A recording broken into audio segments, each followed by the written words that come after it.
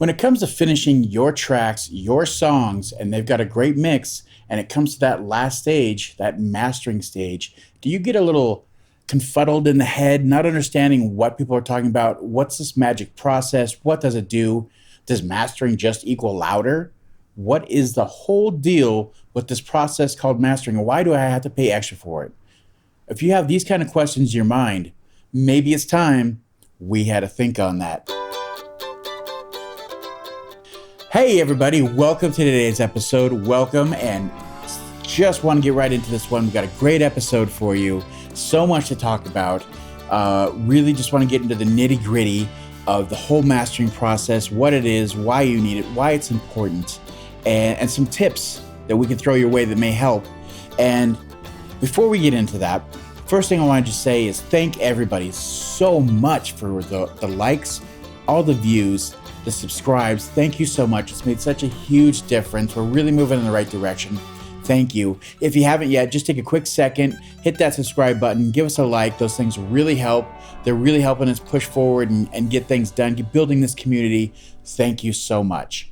Let's get into this episode now. So what is mastering? Why does everybody say this is so important? Why is it an essential part? What's going on there? Isn't it just make it louder? What's the whole point of this?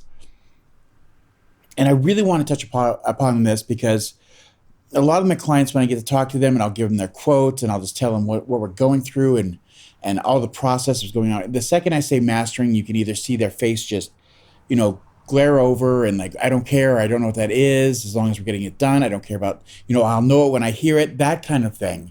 But it really is an essential part of the entire process of making music, of creating this whole thing and having that finished product that sounds professional versus something you can hear from somebody else. And you may not know right away, but you can hear and say, this isn't quite finished, or it's not quite up to par with, the people that I like to listen to, my favorite acts, my favorite bands, my favorite musicians. Something's missing. I can tell that this feels amateurish or, just not quite a finished product. This can be the number one reason that's causing that because they neglected that mastering process. So let's just get right into what is the mastering process. That's the number one thing we need to cover here. If you don't know what that is, if it's a mystery to you, yes, first and foremost, it is about loudness. So it does take your track from a lower level, which we tend to mix our music in a lower level just to kind of keep things in a nice, compact, give us a lot of headroom so that there's room to expand and push forward. But that is really not all there is to it. You don't just flip a switch, throw a limiter on there, whatever it is, and you just say, good enough, this is a mastered product. If it was, it'd be super simple. And we wouldn't even call it that. We'd call it make it louder, and we'd just throw it out in the world. So if you really think that that's the only thing that's happening with mastering, if it's the only thing you're doing to your music, you're really doing yourself a disservice, and you're really missing out on a huge portion of what can make your sound come together and sound professional, great, and like it's never sounded before. The simplest terms, though, it really is taking songs and getting them to a certain level so that we're all playing on the same field. So if, band A over here is putting out their mix and they think it's great, but they didn't care about the volume. They weren't trying to push anything. They weren't peaking their meters, all those kind of things. And it just sounded good to them and it was exactly what they wanted. And they put out the same kind of music, the same genre as band B over here, and theirs is just very loud, might not be the best quality music, it might not be as well written or as much emotion, it may not be as good as band A's, but if it's louder, our human perception hears loudness as better. And it's a real quick way that if we're not playing on that same field, if we're all not trying to meet the same level of music, to fall behind, to feel like your music's inferior, or people are picking other people's music out because it's louder. It's one of those things. It's just human nature, and it's one of those things we don't think about. But louder always equals better to us for whatever reason. We could take the exact same mix, tell you we've changed things here and there, and all we've done is made it just a little bit louder, and you're going to perceptibly think this is a better version. I like it. I can hear it better. It's got more clarity. It's got this, that, and the other. You'll give all these adjectives and it won't be true. It's just a little louder. So yes, number one is it's taking your song, taking your mix and making it so it's at a certain level and also that it plays across different mediums the same. You want to make sure when you're doing a mastering process that this is coming out and it's sounding good on your car speakers. It's coming out and it's sounding great in your earbuds and your headphones, on your iPhone, on your Apple iPad, on your Galaxy notebook, whatever it is, any device that's going to be playing this, you want to make sure that it's coming across the best version it can. And the mastering process is supposed to take care of a lot of that, or at least give you its best shot of the song so that it works well in all environments, on all speakers that it's coming out of. Now, the other part that maybe you don't think so much about, and maybe when it comes to the magic, the mysticism behind the mastering process, is when you start talking to people that actually do mastering for a living. They're audio engineers, but they don't do a ton of mixing. They don't do all that kind of stuff. They just focus clearly on getting a track finished and to sound the best as it can at the end of the day. And they're doing so much more. It is its own art form. It is its own science. It is beautiful when you can really get that, or sit down and get to watch somebody who is so great at this craft of mastering a song. They're gonna take a long listen to the song, just like you would if you were doing a mix and where you wanted to figure out how the song's gonna work. You'll sit down, you listen to the song, and then they'll put EQ on it in certain areas, and they'll put dynamics in different places. They'll deal with the compression and put limiters on it. Of course, they're going to talk about the stereo width, and they're going to either widen or put certain frequencies to enhance those, because they kind of felt like maybe it's a great place where your vocals will start to really rise above the mix. They know the techniques, the perfect pieces of equipment to apply to that, and how to use them. And like I said, it's really its own art form. So that's basically what mastering is. It comes down to, we're dealing with all these different things, but there's this great analogy that I like to use. And if you saw the clip art or the thumbnail or anything for this, I kind of made it into the clip art for that. But you just have to think of yourself as, you're the earth and you have created this amazing thing. You created a pressurized rock out of nothing. You took a bunch of carbon atoms and you applied pressure, you applied heat, you did all these amazing things to create this rough, just bunch of carbon. And it's just a rough diamond.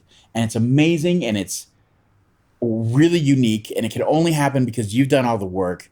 But if you want to get that sparkling, one of a kind gem that is a sparkling diamond, it has to get cut, it has to get polished. And that's kind of what the mastering process is. It takes this thing that you've created, you've went through all the steps, you've done all the leveling and all the EQing and getting every instrument to sit exactly where you want it to sit. And they can take that and make it into something glorious that shimmers, that shines to everybody that sees it. And that's really the best analogy I know of how to say what the mastering process is. But it clearly, you have to understand how important that is, what it can take one product and turn it into something else. Yes, so it's the same thing, the same core thing that happened. This is still, very tight, perfectly aligned carbon atoms, but just a little polish, just a couple cuts here and there, and you have something magnificent that just shines to the world. So that's the real important thing about why mastering is important, as we're going into the next part here. We touched upon a bit about it, just because we want to make sure that it's the same on all of these devices and it's going, out to the world the same way. But also, another reason that it's really important is because if you have multiple tracks and people are going to be listening to that, so you have an EP that's either 5, 6, 7 songs, maybe even just 4, or up to 10 to 12, a full album. You want to make sure when they're going from one song to the next that it's not dropping in volume and they have to reach for the volume knob or click the volume buttons just because it blew out their eardrums, or they can barely hear what's happening and they don't know why this song isn't as loud as the other. You want to make sure from song to song those things are matching. And that's what a mastering engineer does. They take those things and they go out of their way to make sure that all those things match each other. The other thing, again, is just to make sure that if you buried something in your mix, if you're having some kind of trouble where what you want to come out isn't shining through, especially we see this a lot with vocals. We see this a lot with lead parts in songs. where they'll just get buried too much, and even no matter what you do to it in the mixing process, it's not quite getting there. Mastering engineers do have a couple tricks up their sleeve where they can get that to float above the mix and just stand and sit right where it's supposed to, and really belt through in that song. It's a real skill, and it's just a beautiful thing to see. um, any other reason that you would think that it's important is that mastering engineers are really good about being able to get the songs to sound exactly like they're cutting off the tails in the beginning of the songs so that they match up perfectly, and they're also getting a sonic like glue, I guess would be the best way to put that across to you, is where all the songs kind of have the same quality of like, you can go pick out an album and you can listen to them and they all have the same quality. They recorded at the same time, usually at the same place, and they have something about these songs that they're a group of songs, they belong together. And that's a great thing to have if you're at that point in your career and you can create an EP or an album and have somebody master it for you. It's just a great thing. It's a capture of time, and you just know these things happen at the same time. They represent a snapshot in my life and my emotional period and my writing period, and all that kind of great stuff happens because you did this, and you chose to use a mastering engineer, and it just sounds cohesive as a unit. And that's another great reason why the mastering process is so important. um, Beyond that, let's just go right into the mastering process itself. uh, like we were saying before, usually the first process for a mastering engineer or somebody who's doing a master is the exact same thing as you would sit down to do a recording or do a mix of the recordings you've done. As you sit down and you just listen, you just kind of take in what you're trying to work with, what the rough outline of what you have to work with is, just like a person that was whittling a piece of wood. That just, I had to make sure they had the right dimensions, it had the right feel. What could this become? What can I make this into?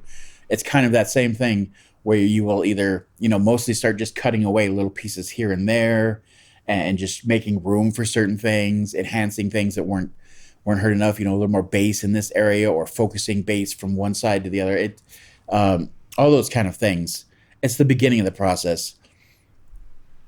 If you were good to your mastering engineer, if you're doing it yourself or whoever is doing it, hopefully at this point you're going to introduce some references. And I always highly recommend this in the process, where you are bringing in outside songs that I love this song, I want it to end up there, and it should be inside wherever you're doing your DAW, wherever you're doing this work, or wherever they're doing their work. You should have got them a copy of this so that they can go back real quick and just reference, how close can I get to this, or what qualities of this reference song should I be able to apply to this song. And it works really great when you can just go back and forth, A, B, something like that, and be able to say what's different, why is it different, how do I get from A to B to make the, straightforward. How does this work? How can I make it work? And that's the best way to do it. So, step one was sit down, we take a listen, we get an idea. And then step two, we're using references. We're kind of getting a feel of where the big differences are. Where do we need to meet? Step three, we're talking about making those changes. They'll start bringing out the EQs. They'll start running it through stereo buses. Is always a great thing to do. All these great tricks they have, they start to do all those things where they're starting to make the cuts, make the boosts, all those kind of things, and go from there. Usually they're going to be either adding some sort of saturation if they need to, or any kind of background noise, anything like that to enhance.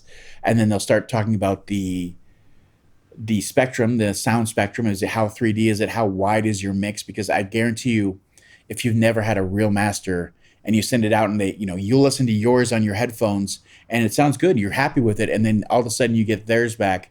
And even if you level match them, so it's not one's louder, you're instantly happy.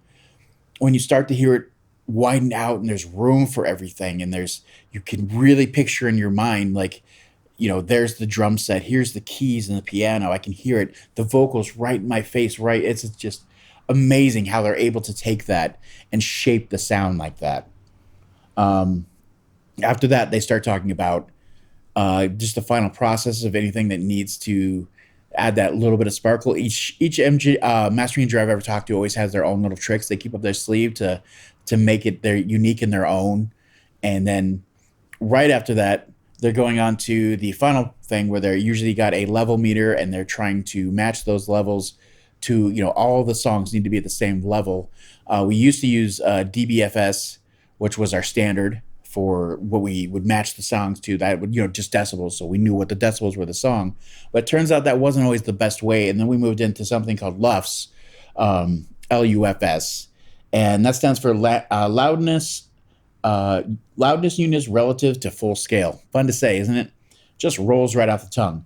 But it's a standard way to measure the audio loudness that makes the human perception, and electrical signal intensity. It gets it all on the same level, so we know exactly on every system that you put it on. It doesn't matter if one's on 11 or one's on, every volume could be different and they still sound the same.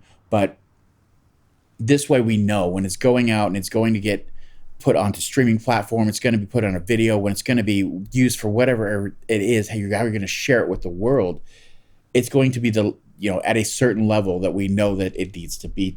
Most master engineers will take that number and go a little over. Each of them kind of has their own feeling of where it should be.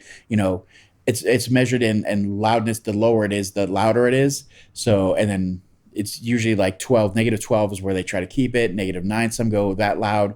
It just depends where they're going with it. But in the end, the reason it's not such a huge deal is that whatever streaming platform you're putting it on, wherever it's coming across, even on YouTube, they all have their own standards of where they're going to compress that down to and where they're going to cut the line at of how loud that can possibly be. Just for frame of reference on what those are, I did write those down here. And I believe Spotify normalizes theirs to -14, Apple to -16, Amazon to -9, and sometimes between 9 and 13, -13. TV and radio would usually have theirs about -23. So it's like you said, it's all over the place. But if you could kind of push it to the limit, that's why I say some go to -9 as because it covers all of those. It covers the entire spectrum, and no matter what, as they squish it down, it was already good to that point. Everything was great, and it can't get worse. So you kind of go to that level, but it just depends on what's best for your song. But that's really the most important thing, is they're just trying to make it so that it sounds great when it goes out to those, and it's hitting those levels. And there was a time when we were just pushing it too hard, but we had the what we called the Loudness Wars. It's great to mention because you might hear people say this sometimes. We had the Loudness Wars. Usually it's referenced between 2000, and it kind of really hasn't ended, but streaming services kind of put it into it for us. But there was a time when it's just we could not get things loud enough. We have all these great albums that we like to go and reference and say this is a result of those Loudness Wars. Old School Metallica and Death Magnetic, I think, is the album. That one is just pushed as far as it could possibly be when it comes to being mastered. But those days are behind us, and it's not so much the case. And that, since we're all playing on the same field, that's fantastic. But last thing I just want to talk about is just some tips when it comes to mastering. If you decide to do this yourself, we'll have some tips for you on that. If you don't, let's talk about that. So, very first tip, if you're able to, if you can afford it, have somebody else master your music. I don't care even if you're a great mastering engineer, and you're, this is what you can do. Even if you were a mastering engineer as your job, I would tell you, if you can afford it, use somebody else. One, it's always great to have somebody's ears on your music. They're going to hear things that you couldn't hear, and you're too close to the project and you don't want them to, it's just great. You always get that thing of, you get that tunnel vision where you can't see what's happening, but they'll be able to instantly hear like, oh, you kind of missed a couple things, or we can enhance this and make it a little bit better. Having another set of ears is always fantastic. I even have to say the same thing to myself. If it's my own music, I've done mastering for many years, but same thing. I don't want to do it to myself. I have others that I like to reach out to and use, because it's just better to have a second set of ears on that can really give you some perspective and help you get the most out of your music. And it really comes down to the more people that you have on deck, the better it really, the end result winds up with. So that's my first tip. Make sure that if you can in any way afford to have somebody else master your music, do it.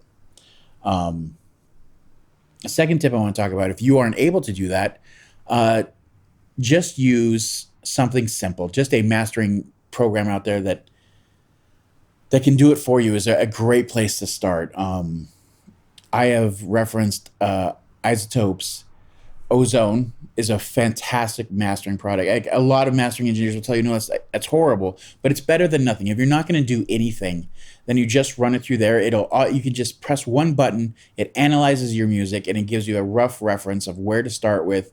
It'll pick out the genre for you, what it should sound like, and you can tweak it from there. It's a great, great tool, and you can go in there and use that to reference everything and get a great decent master to put out to the world. And you can even hear when it's done doing its work how much different it is.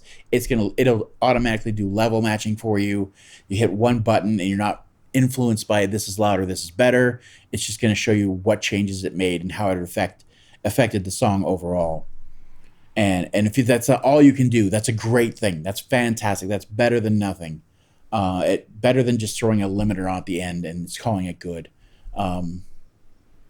The last tip I'd like to share is just straightforward, and that is, if you do wind up, like, again, if you need to find other tips on mastering, there is so much available to you here on YouTube that'll take you step by step on here's what you can do, here's how you can accomplish all those things. Do that. Use them. Again, use references. Bring in music that you like, reference that, but then use those tips to get as close as you can. Do what you can. Try something new and see how far you can use it. And then, of course, be honest with yourself. If it doesn't sound better, take it off. People can really overdo this by trying to do too many things, and the track gets ruined. And you don't want to be that person. Just be really honest with yourself. A, B, this is good, this is not good. Yes, not good, throw it off, don't need it. And there's many times that when I go through my entire mastering process for a client, you got to get in that mindset of telling yourself, like, hey, this isn't helping, this isn't adding anything, this is just taking up processing power. That's all it's doing right now. Or those kind of things. It's not adding to the end result. Yeah, those are really the best ones I can give you. I'll even give you a bonus one here on top of that. And that is that if you were going to do your own mastering, make sure you do it on a day different than a day that you have done your mixing. So if you went through and did all your mixing, you got it to right where it was, don't automatically walk into the process of, I'm going to start my mastering right now. Give yourself a day, give yourself a couple days, walk away, come in with that different mindset of, today I'm a mastering engineer and not a mixing engineer. And it really can it seems so simple and stupid, but it makes such a big difference if you can give yourself that time away from it and come back with a mindset of a different task is at hand, so I have to have a different mindset.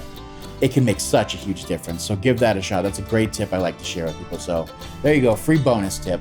But that's all I have for you today. I just wanted to clear up some of those things of what is mastering, why it's important, what it can do for you, and throw some tips your way. So if this has helped you at all, please give us a like, give a subscribe. All those things super help. We really appreciate it. Thank you so much. And of course, we're going to see you guys on that next episode, all right? Bye.